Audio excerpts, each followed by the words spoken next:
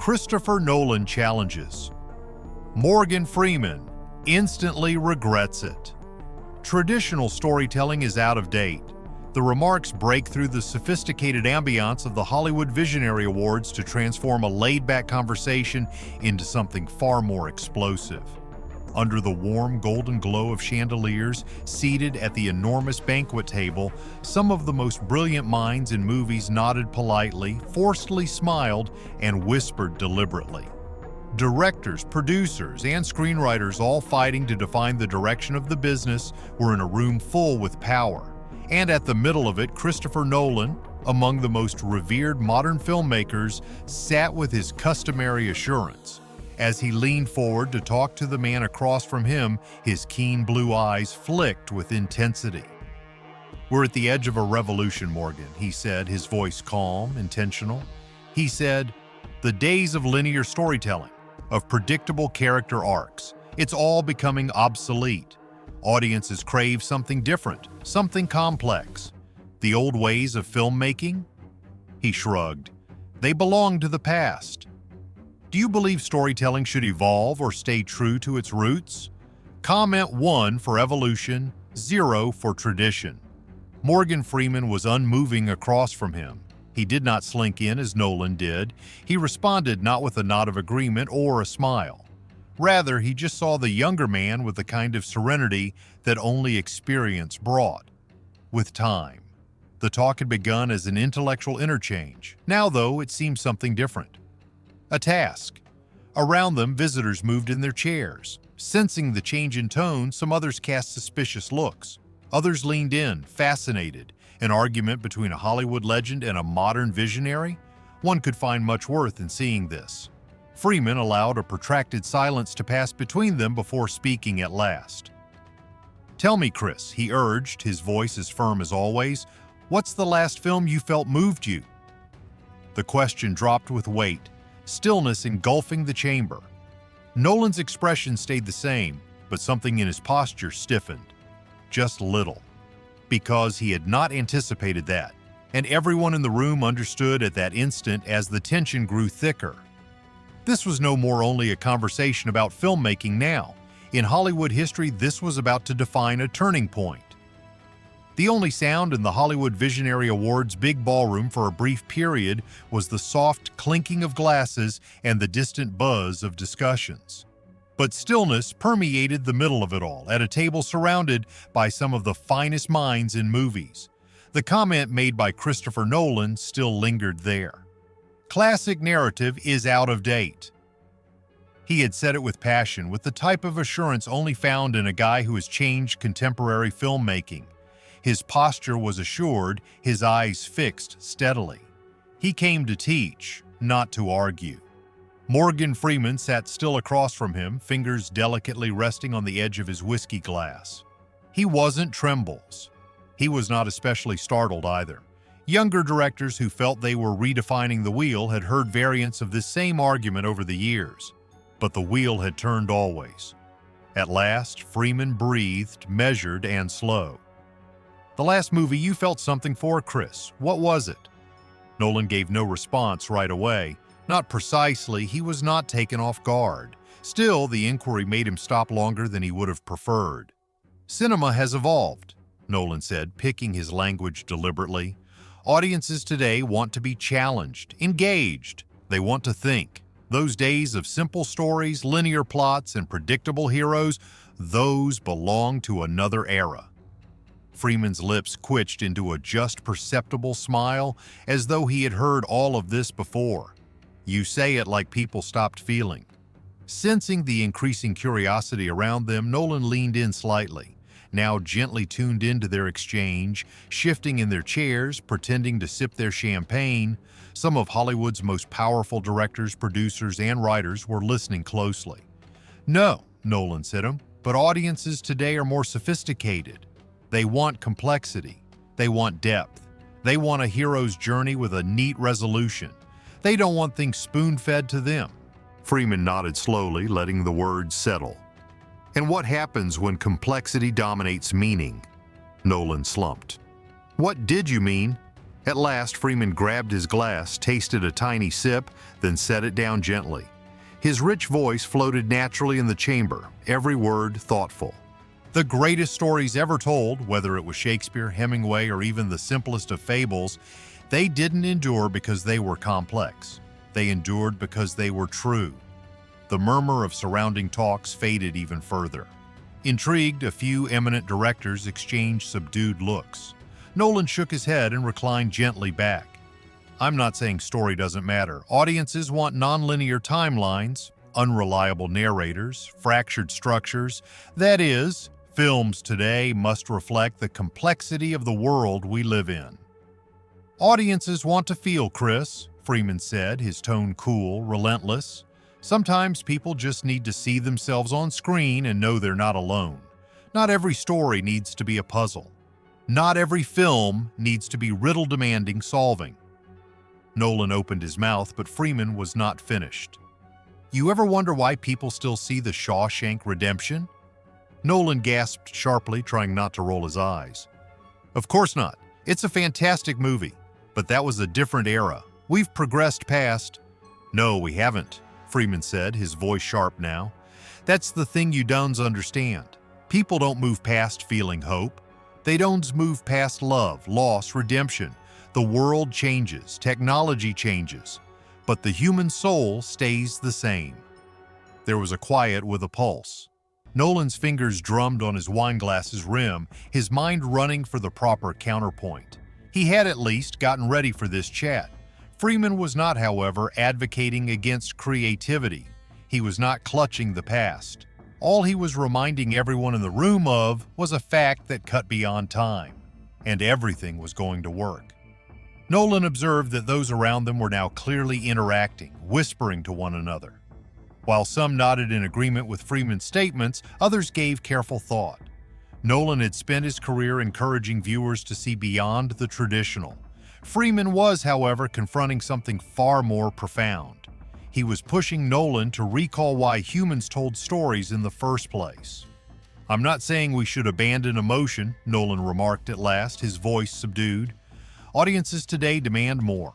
They want something that forces them to engage intellectually rather than to be passive consumers of entertainment. Freeman nodded slightly, noting the argument. And how many of those movies endure? Nolan held back. 20, 30 years later, how many of those intellectually engaging films are still talked about? Freeman asked. Because I can tell you right now, none walks out of a movie talking about how impressive the structure was. They talk about how it made them feel. The tension in the room grew thicker. A few manufacturers nodded in unison. At an adjacent table, one experienced director who had stayed silent the entire night eventually said, "He's got a point." Nolan's jaw got tighter. He had never found a discussion frightening. He approved of conversation. Still, something about this moment seemed unique. He was speaking in front of a man who had spent his whole career vividly illustrating stories, not only about filmmaking, a man who had witnessed generations of viewers come and go. And that man was correcting him as well. So what? We should simply keep telling the same stories over and again? Nolan asked. You really think that audience want? Freeman's lips curved into the very faintest smile. No, he answered simply. I think they want to remember why they fell in love with movies in the first place. The chamber felt weighty. The energy has turned entirely opposite. And for the first time that evening, Christopher Nolan wasn't convinced he was winning this argument. But the event that would fundamentally alter everything came next. Christopher Nolan was not used to losing command of a discussion. Years of establishing himself as among the most visionary filmmakers of his day had helped him. By redefining the way viewers interacted with stories, he had made people doubt the basic fabric of time, reality, and perspective. Still, tonight he was not on a film set. He was seated across from Morgan Freeman tonight, a man whose very presence weighted history, knowledge, and narrative itself. And Nolan sensed direction for the first time in a long time. Though thick, their conflict was not aggressive. It was the kind of explosive energy that set off between two people who respected each other but saw the world through somewhat different eyes. Some of the most powerful individuals in Hollywood leaned in around them, their talks quiet as they waited for the next exchange.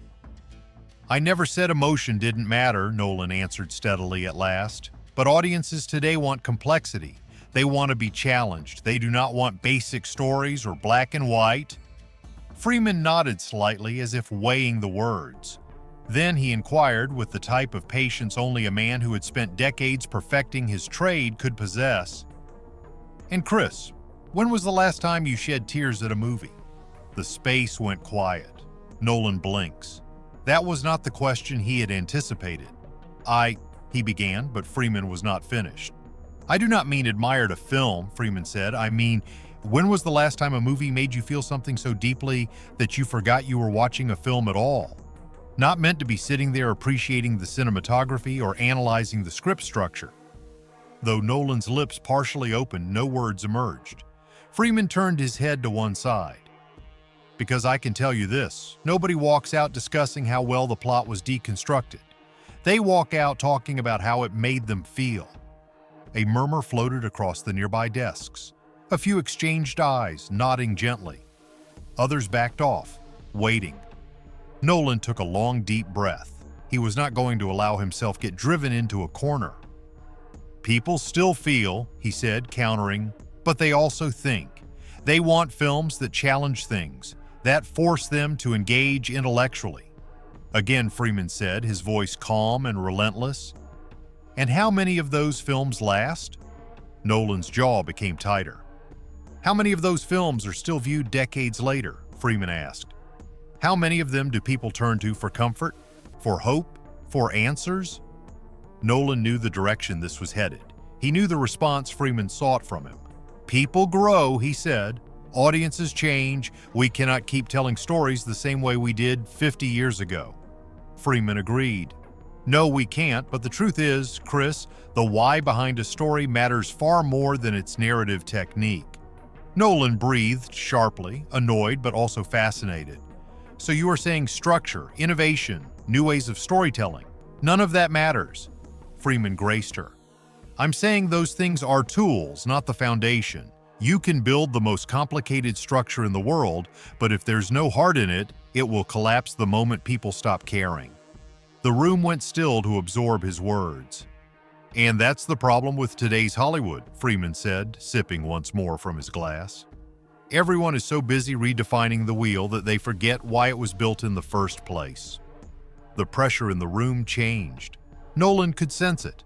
The way Freeman's remarks sank over the exchange like a slow-building insight. It hardly amounted to an attack. It served as a reminding agent. No matter how many timelines a movie could create, or how many visual tricks or narrative puzzles it included into a script, none of it counted if it failed to inspire people. And Nolan knew Freeman was right despite his genius and his ability to challenge conventional wisdom in narrative. But recognizing that, he was not ready to do it. He leaned back slightly and picked his next words very deliberately. "You think complexity is a distraction," he replied, now his voice quiet. "That narrative has to be stripped down to its rawest emotions to be meaningful?" Freeman whirled his head. I think storytelling has to be human." The words strike harder than Nolan wanted to acknowledge. He knew deep down that the movies that really endured were not the ones that perplexed viewers. Those were the ones they spoke with, those who stuck with them long beyond the credits rolled. "I respect what you're saying," Nolan murmured at last, his voice softer now. "Still, I think viewers yearn for something different, something more than just feeling." Freeman nodded, put down his drink. "Then let me ask you one more thing, Chris," he continued, slanted forward. "When was the last time you watched a movie and forgot to think?" Nolan gasped, since he ran out of responses, and what followed would fundamentally challenge the most revered director in Hollywood. Christopher Nolan had always taken great satisfaction in his capacity to keep ahead of the dialogue. Like he did with his film's structure, he was used to precisely dissecting concepts and regulating the flow of communication. Before an argument started, he could forecast where it would lead, therefore guiding stories in a way that always left him on top. But tonight something else was different. Sitting opposite from the venerable actor Morgan Freeman, whose sheer presence demanded reverence, Nolan felt something he hardly knew. Confusion. The final question Freeman asked hung in the air, almost physically weighty and settled between them. When was the last time you watched a movie and forgot to think? Nolan slanted slightly in his seat, his fingers brushing the edge of his wine glass. It was not that he lacked an answer, rather the response he intended to provide seemed inappropriate. He couldn't recall, as the truth was indeed elusive. Every movie he had seen over years had been seen through the prism of a filmmaker, a storyteller, an inventor.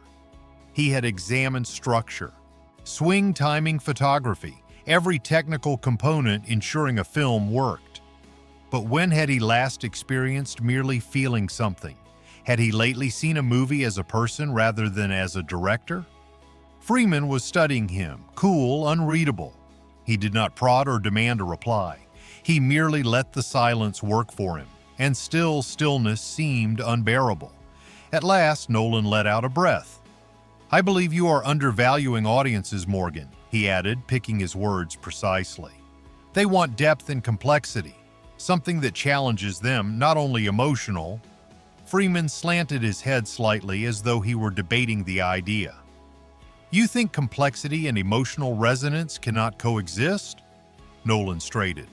"No, but audiences today want to be engaged intellectually. They want to be involved. They want to work for it. Not just sit back and feel." Freeman grinned gently. "Chris, let me tell you something about audiences." He grabbed his cup, gently whirling it, then sipped slowly. "They go to escape. They go to find something real in a world that doesn't not always give them that. And whether that comes in the form of a complex story or a simple one, it doesn't matter. What matters is that for those 2 hours, they forget all else." Nolan started to open his mouth, but Freeman was not done. "You know why people still talk about The Shawshank Redemption? Why they still watch it year after year, no matter how often they've seen it?" Already aware of where this was leading, Nolan exhaled through his nostrils. "Because it makes them feel something," Freeman said for him.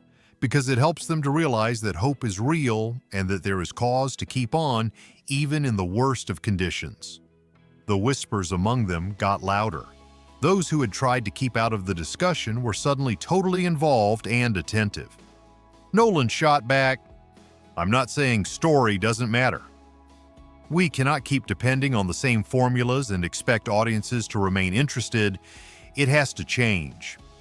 Freeman asked, "Evolve?" Lifting an eyebrow. "Or overcomplicated?" Nolan tightened his mouth. "Innovation is necessary," he insisted very forcefully. "Without it, we're just repeatedly telling the same stories." Freeman nodded silently. "And what's so wrong with that?" Nolan started to blink. "What?" Freeman placed down his cup, his face calm. "Chris. Love, betrayal, redemption, sacrifice. New faces, new situations, but the same truths. We have been telling the same story since the beginning of time. Why? People keep coming back to them." Nolan ignored it. "Because the story's dons change," Freeman declared. "People do. So they are valuable." Those words' weight settled over the space. Nolan drank and moved about his seat. Over his career, he had pushed the envelope of what movies might be and redefined narrative. He was now, however, compelled to face a question he had not given much thought previously.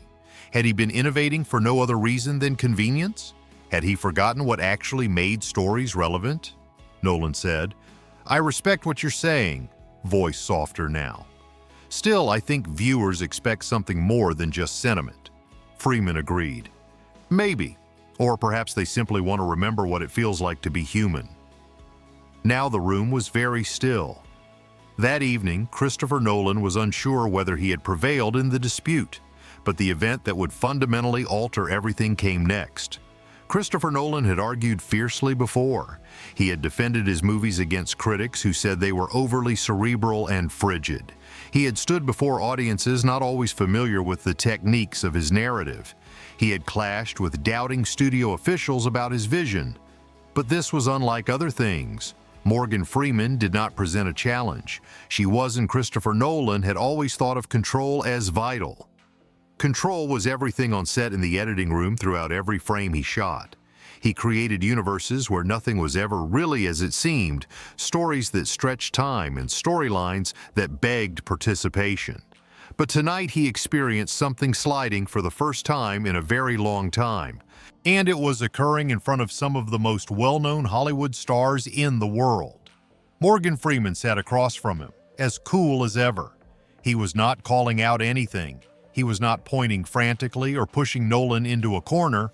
He didn't have to. His statements carried weight, and the fact that his experience alone was doing all the work for him was evident.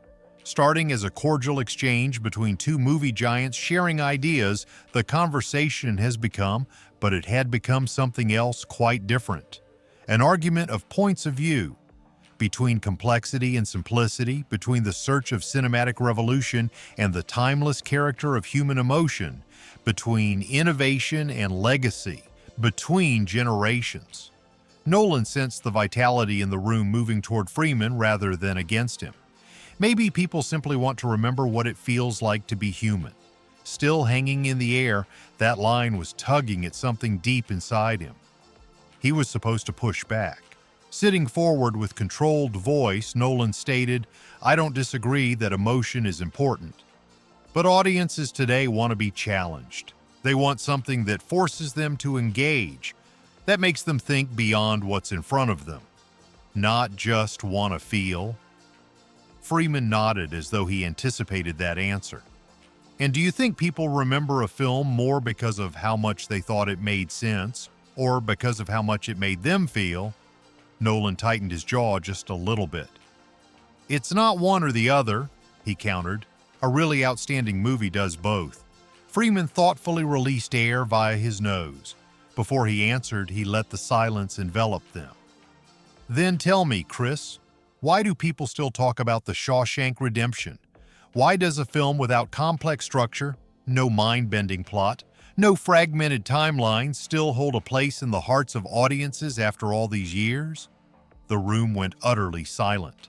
A couple of visitors exchanged glances. Even those who had first been disengaged were now giving their whole attention. Nolan pursed his lips, trying to pick his words precisely. "Because it's well-crafted, because it's universally relatable."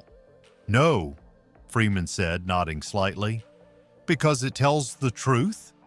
A simple truth, one that every person, rich or poor, young or old, no matter where they come from, can understand." Nolan's fingers drew tightly around his glass.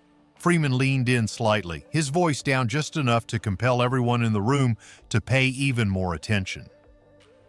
"People walk out remembering how it made them feel. That's what stays with them. That's what lasts. They never walk out of a movie remembering the mechanics of how it was told." Nolan opened his mouth to counter, but Freeman was not finished. "You think you're giving audiences what they want by making them work for it, but the greatest films, they invite people to live in them, not ask people to solve them." The words sank like a hammer, and Nolan lacked an instant reply for the first time. His whole career had been based on the theory that viewers yearned intricacy and wanted to be challenged. Still believing, he had thought that the development of film hinged on challenging accepted narrative rules. Freeman, however, was not contesting evolution. He was telling him that individuals never change regardless of the degree of cinematic transformation, and that insight made him uncomfortable. Though his voice lacked the intensity it had earlier, Nolan questioned, "You think movies should just be simple then?" "Not simple," Freeman said, correcting. "Truthful." Now the room seemed to be smaller. The dialogue now involved more than just Nolan and Freeman. Between two generations of filmmakers, between development and legacy, between the conviction that reinventions of stories were necessary and the reality that certain things didn't really need corrected at all. Nolan ran a hand through his hair and exhaled strongly. He was not familiar with this. Being the one changing his mind in real time was not something he was used to. He returned to his own films. The layers of story, the non-linear forms, the complex puzzles he created for viewers to put together. They were exceptional. He was aware of that. But has he ever produced anything that simply spoke to people? Had he ever produced a film viewers look to for solace? When someone needs hope? The question tore at him, disturbed something inside him. Freeman was able to see it. "Chris," he added softly, "you're one of the greatest filmmakers of this generation, but let me tell you something. Genius means nothing if people don't feel it." Nolan felt his throat to be dry. Freeman leaned back, sipping his drink as though he had just finished teaching Nolan something he wasn't quite ready to embrace. And perhaps he wasn't as well.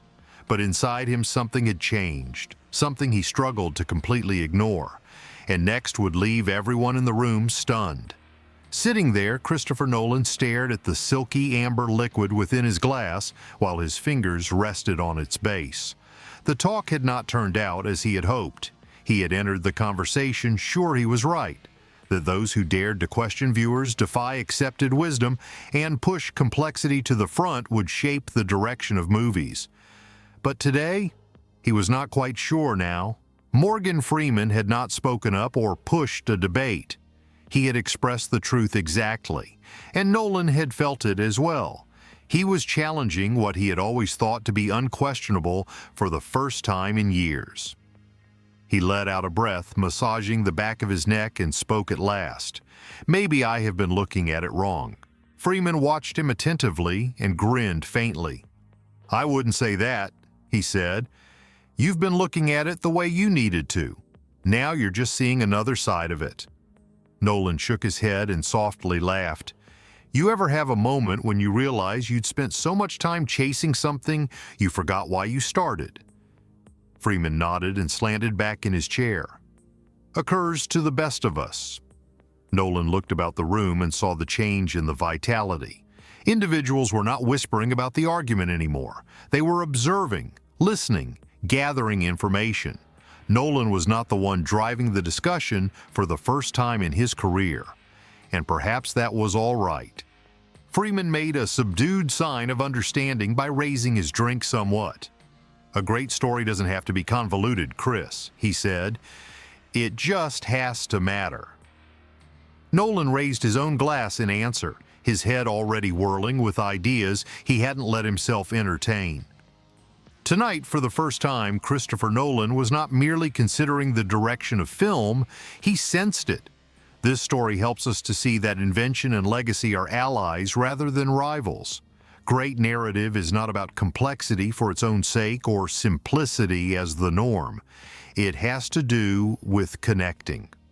Morgan Freeman informed Christopher Nolan and everyone else listening that the essence of a great tale would always be the same regardless of how much movies change. It has nothing to do with intellectual problems, schedules, or organization. It has to do with people's emotions. Because in the end, audiences don't simply remember the films that made them think. They recall the persons who gave them life.